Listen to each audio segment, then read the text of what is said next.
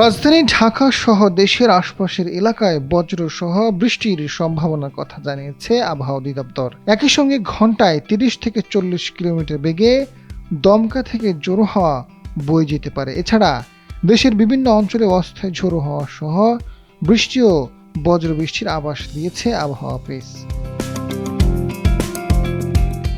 অধিদপ্তরের ঝড় সতর্কীকরণ কেন্দ্র থেকে সোমবার সকাল ৭টা থেকে পরবর্তী ৬ ঘন্টার মধ্যে ঢাকা ও পার্শ্ববর্তী এলাকার পূর্বাভাসে বলা হয়েছে, আকাশ আংশিক মেঘলা থেকে অস্থায়ীভাবে মেঘলা থাকতে পারে। এ সময় বৃষ্টি ও বজ্রসহ বৃষ্টির সম্ভাবনা রয়েছে।